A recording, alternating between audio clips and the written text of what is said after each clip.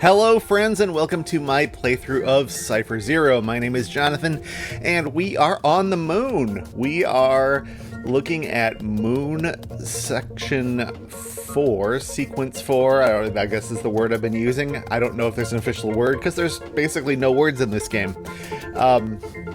But we just barely touched on it last time since we had a short session before that, and we were discovering that we were using the clones that were introduced in sequence 2, and we were but they were reversed. So when we, in our last solution, we had this snake down here which becomes a nega snake on the top part. So I'm presuming we're going to at least have a few more of those before they throw something new at us.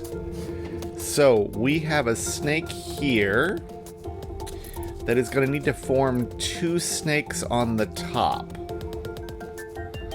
That's going to be difficult, because let's say we come up this way so as to make these snakes. This basically has to go straight up, I think.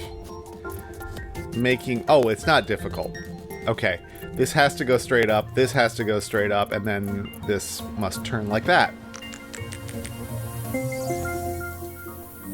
I've been preparing for the worst because of the beginning. Okay, so now what do we have here? Okay, nothing actually new. It's just 4, one of which is reversed. This is a snake, so these 2 must be highlighted. Only 2 of these can be lit, which means, only 2 in this whole row can be lit. Which means it's going to be 1 here and 1 here. Which means that 3 out of 4 of these are lit up. So it could be that one, in fact. But that cannot be true. Because if this were the snake, that makes this region 4, and it can't get any bigger. So I think it has to be those, so that this can be in not the same region that the snake is. So the snake is going to go around. I think this is the only option now for the snake. Let's check the other things. We got 2 in this row. We got 5 in this region, and we've got 2 for these dots. That was a nice one because it was completely deducible. But you had to see the right thing. This, on the other hand, is going to be a pain for me.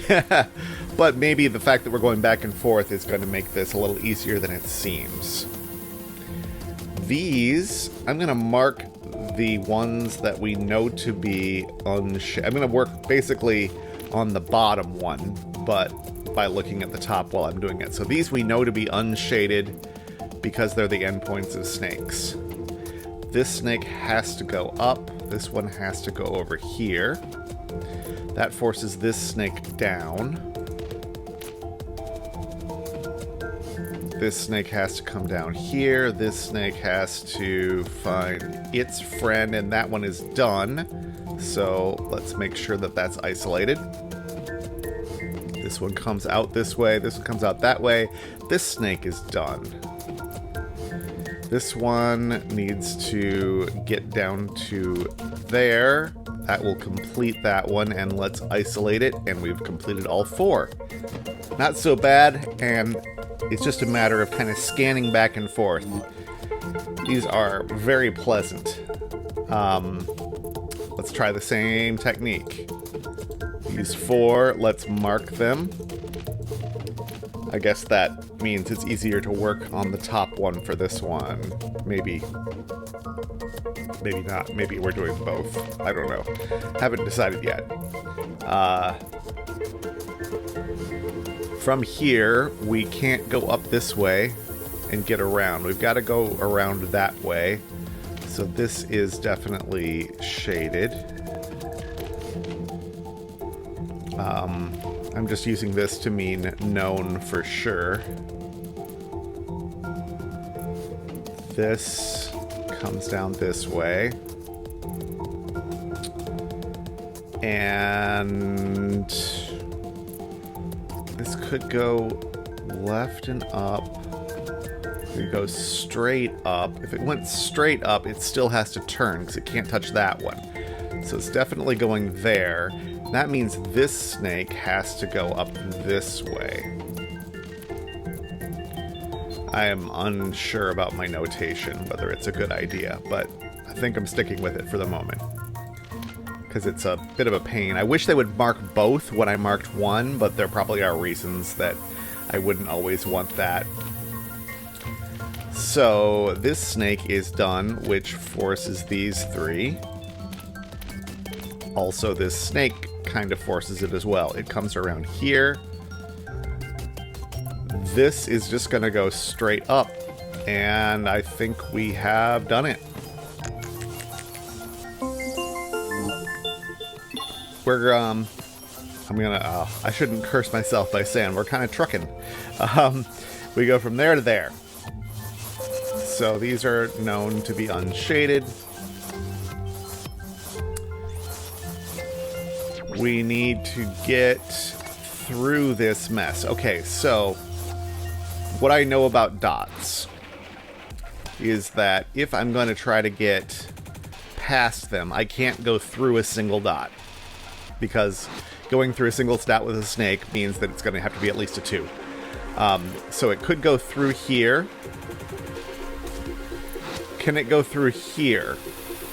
I don't think so, because in order to go through there, can't go through these dots, it would need to go through this and then make that a 2. So it has to go through there. That has to be where the snake goes. It's got to come around this side. That's forced. That means that this has to be unshaded for this one. Actually, the snake does that work. Comes out here. These two are forced. Good.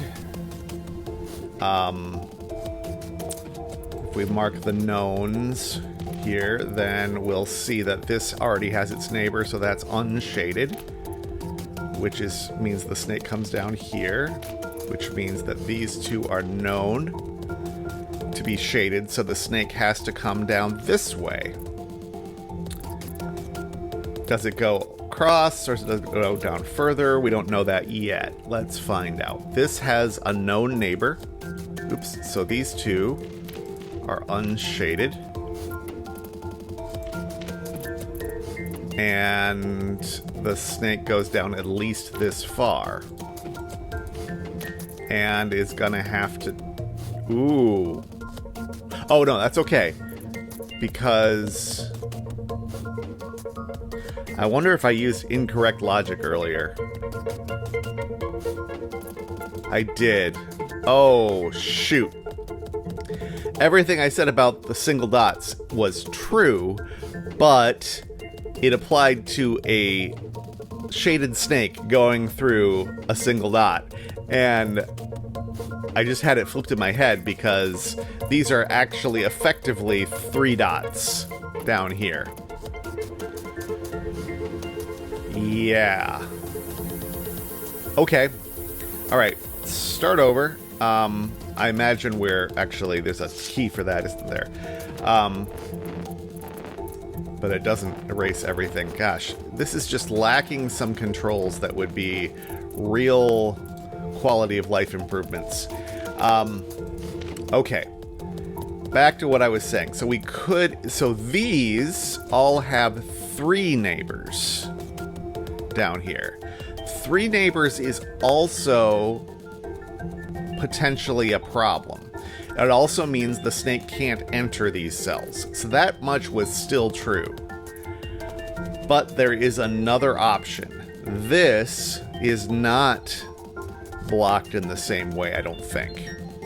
The snake comes through here. Can't go through these because these have 3 neighbors.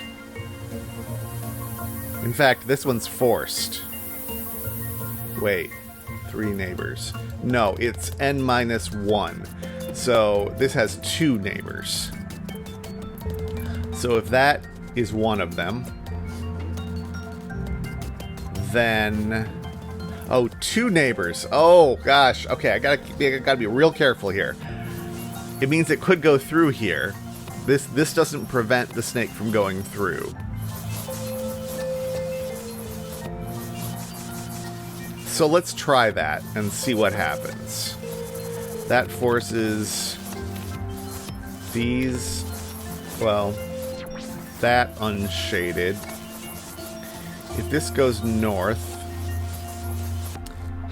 this needs 3 neighbors. This needs 3 neighbors, which has forced all 3 of those unshaded down here, and that's broken it. Okay, so we don't go across there. That's good, I think. We might still go through here. I'm convinced we can't go through either of these, nor can we go through this one. This is this possible? Can we go through there? This has exactly 1 shaded neighbor, so it's going to be a dead end. So we can't go through any of these. So I think we have to go through here. And once we've done that, that forces that cell. Unshaded. All of these. Unshaded as well. Down here. Which means they're shaded up top. Very confusing. This has its guaranteed neighbor, so these 2 are guaranteed. So the snake can't go into here. It has to go up here. It has to not enter there. It has to not enter here. It's got to go up. And then it does something to meet its friend in the corner. Let's check on what's going on over here. This one's good. This has its 2 neighbors already. Oh no, did that break it? Oh, I think it did. Why did I... Oh man, why can't I undo? Okay, I'll just clear the top half, because I think I made a mistake going through here. Okay, so this is known from the snake. This is known. Why did I say I had to go? I can't go left because... Okay, the snake has to go left. Can't go further. Yeah, this does seem to be forced. But the problem is that means neither of those are shaded, which breaks this clue.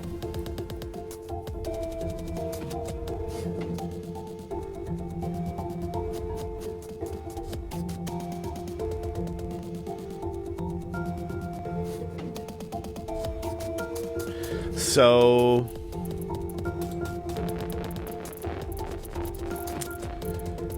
is there another option I'm not considering?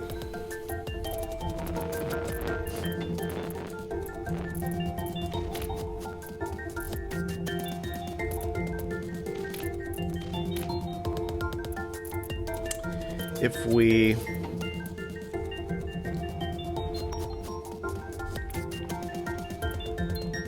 Okay, so another way to think about this is that 3 of these 4 get shaded. How could that happen? They could all be part of the snake? Could they? If we did, for example, this with the snake. All the way around to there. That makes this one good. This one good. This one good. Why did I don't know why I thought that was not possible. I'm mixing... Oh, I know why. I'm mixing myself up with these dots and trying to think of their equivalents over here, and they're not easy to keep in my head, so I made some mistake along those lines. This can't have any more neighbors, so these two are fixed, which means the snake comes down to here. Must keep going. I mean, it's gonna have to do that, isn't it? That satisfies all of the clues. Okay, apologies on that one. I think there's probably tighter logic I could have used. But it is what it is. Okay, we're gonna do one of these again, which means we have to travel from here through here to reach one of these two. We're not going to touch either of those, which means, again, I guess I'll mark certain. Oh, that's going to be a pain. Okay, I'm just going to stick with the one color. Okay, these are certain, which means those two are certain.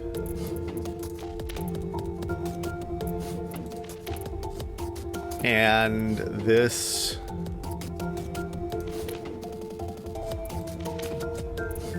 has to be a snake going that way, which forces those. This is still coming through here.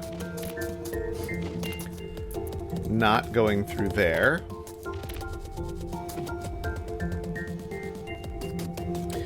This is going to be a negative space snake.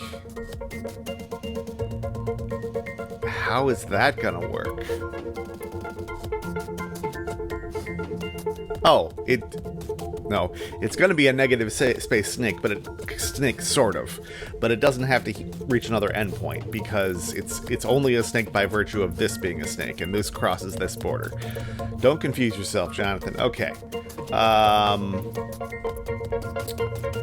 Alright, so this has to go up. So we're sure about those. We're going to hit this dot. We have to hit this endpoint. Because if we went up here, there's no way this could make it over. So can we do the simplest thing and go up and over like that? Oh, we can't. We have to use the edge to keep it separate. Because you gotta keep them separated, and I think we've done it. We are, we've got a few more. I'm gonna presume that these are getting harder. So I am going to break it off here. And we will clean up the rest of this moon sequence next time. Thank you very much for watching, and I will see you tomorrow.